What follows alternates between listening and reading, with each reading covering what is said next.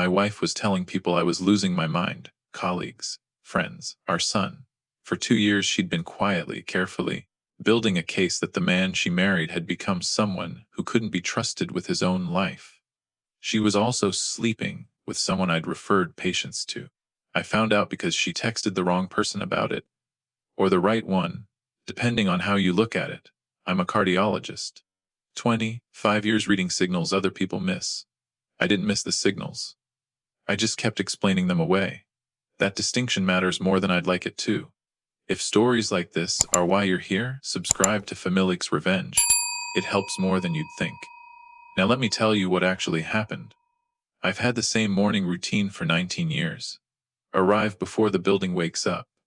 Make my own coffee. I brought the machine from home, because the office one burns it, and burnt coffee at 6 in the morning is a small cruelty I stopped tolerating somewhere around year 8. Stand at my desk and read that day's patient files before anyone else comes in. I am not a man who gets surprised by his schedule. My practice is on the 3rd floor of an older building downtown. Wooden doors. Waiting room chairs that have been there longer than my receptionist Gloria, which is saying something. Gloria has been with me 14 years. She knows my schedule better than I do, which I used to think was a professional asset. I've revised that opinion. She was protecting me long before I knew I needed it, and I missed it completely. Sandra and I had been married 22 years when this started. Not unhappy, scheduled. She handled the social world events, dinners, the school board, the kind of presence that fills a room in the way I never learned to. I handled everything inside the practice walls. It worked because we each had a domain. What I didn't understand was that I'd handed her mine too, slowly, without noticing. I was gone for 6 years during residency. 80-hour weeks. Sandra raised Marcus largely on her own, while I built something I told myself was for both of us. Marcus is 28 now, an architect. He has my habit of asking follow-up questions, which I found flattering until I was on the receiving end of it. The residency years. I've never stopped knowing what they cost her. That knowledge became a problem. Sandra knew it would. There's a stethoscope in my desk drawer. Cheap old model. My father gave it to me at graduation. Clinically useless now. I've never used it on a patient and I've never thrown it away. I couldn't explain that to you if I tried. Some things just stay. The hotel email came on a Tuesday evening. Sandra wasn't home yet. I was on the shared laptop paying a bill when the loyalty program notification loaded. Points accumulated from a March stay, confirmation addressed to her. I knew where Sandra had been in March. She'd told me herself. I closed the laptop exactly the way I found it. Sat for a while. Opened it again. Closed it again. Over the next 3 days I ran 4 alternative explanations. Work trip rescheduled without telling me. Points accumulated from a previous stay. Wrong date on the system. Clerical error. I am a diagnostician. I know how to generate alternative hypotheses. I generated all of them. Then I generated them again. Gloria mentioned it without knowing what she was mentioning. Sandra had called the practice a few weeks earlier, spoken to Bev, asked how I'd been doing lately. Just checking in, she said. Gloria assumed I knew. She was already 3 steps down the hallway when I understood what I'd just been told. Sandra had called my practice. Had spoken to my staff. Had planted something there before I'd found anything. That was the one that landed. Not the hotel, the practice. That's where I've never doubted myself. 25 years of being certain in those rooms, and she'd walked into them through a phone call while I wasn't looking. Then Cheryl texted. Mutual friend, she's known Sandra 15 years, known me almost as long. No explanation. Just a screenshot. Then one line underneath. I didn't know what to do. I'm sorry. Sandra's message to her read, honestly I'm scared he's not the same. Forgets conversations, gets angry over nothing. I've been covering for him at events. I don't know how much longer I can do this. I read it 3 times. Put the phone down. Turned on the press machine in the back room. Stood there watching it warm up. Sandra wrote those words. Sent them. To someone who knew us both. I drove to Dr. Reeves' building that week. Sat outside for a long while, longer than I'd planned. Drove home. Went back. Sat again. Drove home again. Never went in. I bought coffee from the shop across the street both times. Didn't drink either one. Rosa found the cups in the recycling later and asked if I'd gone out. I said yes, just needed some air. The honest version is that I kept running the same diagnostic and kept arriving at the same result. I put her through enough. 6 years of residency. 80-hour weeks. Sandra holding everything together, while I built something I told myself was for both of us. Maybe this was the bill coming due. Maybe I was seeing patterns that weren't there. The explanation was always available. I used it every time. I almost let it go. Not a decision exactly, more like a direction I was drifting. Then I had a patient appointment I'd been putting off rescheduling. Routine checkup. Mr. Oze, 71, retired engineer. At the end he paused at the door and said, "Forgive me, doctor, but you seem like a man waiting for permission to be angry." He didn't elaborate. Left. I sat in exam room 2 for 9 minutes after. That evening I opened a new document on my work computer, the older one I've used since 2016. Typed my own name at the top. I didn't hire anyone. Didn't search her phone. What I did was start building a timeline, not of the affair, but of the campaign. Every comment Sandra had made about my decline, to whom, when, and what my actual schedule showed at that time. I cross-referenced against my appointment logs, practice records, the calendar on my work computer. I made one clerical error on the first entry, wrong year, caught it immediately. Sat with that for a moment. A man who hadn't made a filing error in 11 years, making one on the first night, noted it. Kept going. 2 weeks and I asked Gloria directly. Carefully, not revealing why, just asking what Sandra had said to Bev, when exactly she'd called. Gloria told me. Then she stopped and looked at me the way she sometimes does when she's decided something. She said, "I've worked for you 14 years. I know the difference between confused and carrying something heavy." Then she went back to her computer. I went into exam room 2 and closed the door. Gloria had been watching this longer than I had. That was its own kind of information. 3 weeks and I had the hotel records, 2 contradicted timelines, and Cheryl's screenshot. I told myself the case was ready. It wasn't. I confronted Sandra on a Thursday evening anyway. She listened without interrupting, which was wrong. I understood that too late. She'd prepared for exactly this. "Daniel, this is exactly what I've been worried about. You're seeing patterns that aren't there." I showed her the hotel dates. I was in Raleigh. "You know I was in Raleigh." A pause. "Why are you doing this?" Then quietly, almost gently, "You were never home, Daniel." "What did you expect?" I left without finishing. She called Marcus that night. He texted me the next morning.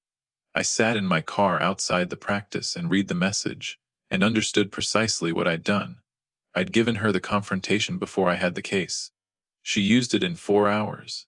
Going back through my own professional records, looking for anything I'd missed, I found the last referral I'd sent to Dr. Reeves' clinic, 14 months ago.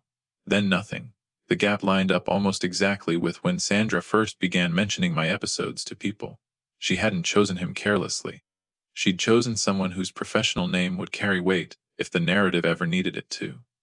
I sat with the referral log open and let that register. There wasn't a clinical term for what I was feeling. I didn't look for one. That Saturday Sandra was at a committee meeting. I drove past the community center on the way to the practice. She was visible through the window, laughing with 2 board members, coffee in hand, leaning forward with that left hand gesture I've known for 22 years. Completely at ease. She thought the Thursday confrontation had proved her point. I drove past slowly and didn't stop. Going back through old correspondence to verify a date, I found an email. Sandra to her sister. 4 years before any of this. "Some days I feel like furniture in my own marriage. Like the house manager for a man who is only really alive at work." I read it twice. Didn't show it to anyone. Put it in the file at the back, separate, not clipped with the rest. I told myself it was context. I knew it was more than context. Kept going anyway. Marcus picked up on the second ring. I asked to meet. He said Thursday. I told him I needed to say something first, something hard, and I wanted him to have time before we saw each other. I told him enough. Not everything. The hotel records. Cheryl's screenshot. The practice call. Enough to be believed. Not so much that I was handing him a verdict before he'd had a chance to think. He went quiet. I didn't fill it. "How long have you known?" "Long enough to be sure." Another pause. Then, "I need the shared calendar, the admin access. The March records, 11 seconds. Okay. Just that. I'd planned to have everything airtight before this call. I hadn't. I needed Marcus before the case was complete. which meant I put him in the position of choosing before I could hand him something finished. I knew what I was doing. Did it anyway. The following Saturday I printed the complete file.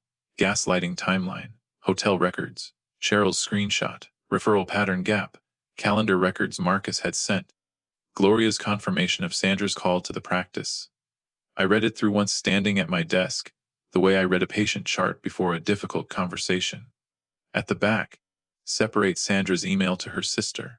I still hadn't decided what it meant, hadn't decided whether it mattered. It stayed there. At some point my hand went to the desk drawer, not deliberately. I took out my father's stethoscope and set it on the desk while I read. When I finished I put it back, then I called Petra.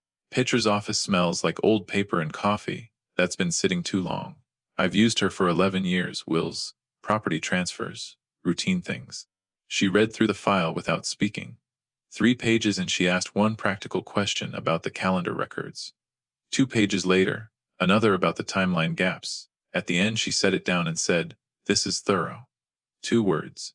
Petra doesn't decorate. I took it as the peer review it was. She flagged one problem.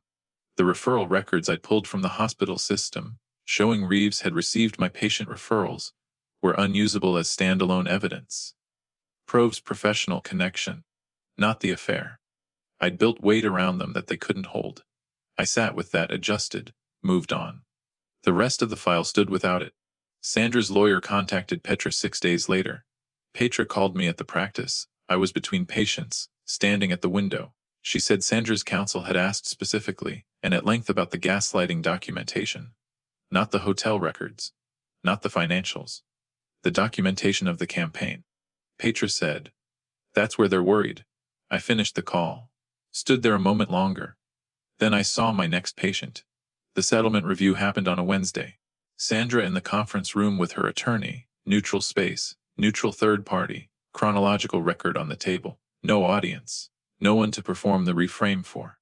Petra told me afterward that Sandra had gone very quiet when the timeline reached the practice call. The call to Bev. The one where she'd planted the first seed, while I still hadn't found anything. Petra said she'd simply stopped responding after that point. I was at my desk when Petra called. I finished the water I was holding. Set the glass down carefully. In the hallway the next morning Gloria stopped me before I reached my office. She didn't explain or build up to it. She just said, 14 years. I know the difference. Then she walked past me to her desk. I stood there for a moment. Then I went in and started the day. I made one call to Dr. Reeves. No complaint filed. No report to the board. I removed him from my referral network quietly, permanently. No explanation given. That decision cost me something professionally. 2 colleagues asked why. I said I was streamlining. They accepted that. I still think about Reeves on certain drives home. Not with anger exactly. More like something I chose to leave unresolved, because resolving it would have required becoming someone I didn't want to be. There are people Sandra told who still believe it, neighbors. A couple from the school board. People who watched her perform concern about me for 2 years, and had no reason to question it. I can't reach all of them. My therapist says I have a habit of converting things I can't fix into categories I can manage. She said it without admiring it. Marcus called 24 hours after the settlement. We talked for 24 minutes. I noted the time without meaning to, which he would find predictable. At the end he said, "That sounds exactly like you, building the whole case before saying anything." I said, "I know." He paused. "Is that a good thing or a bad thing?" I told him I hadn't decided. He laughed. "Short reel?" We agreed on Sunday dinner. It was the first thing I'd looked forward to in 8 months. Sunday arrived. Thai takeout. Marcus and I ate in the living room. Boxes on the coffee table. Couch cushions pushed aside. No effort made toward the dining room that Sandra had always insisted on using properly. He asked me something near the end. Almost casual. Like he'd been holding it a while. "What does it feel like when a patient recovers from something they weren't supposed to?" I thought about it. "You stop being surprised eventually," I said. "But you don't stop being glad." He nodded. I refilled my water. We finished eating. The stethoscope is still in the drawer. 20 feet from where I'm sitting now. I don't think about it most days. Some days I do. I've never used it on a patient and I still haven't thrown it away. My father gave it to me at graduation and said, This is for listening, not just to patience. I didn't know what he meant then. I'm not sure I know now. But I've stopped trying to work it out. That's enough. I'm not a man who asks for much. But if this story earned a minute of your time, a subscribe to Familic's Revenge would mean something. More stories are worth telling.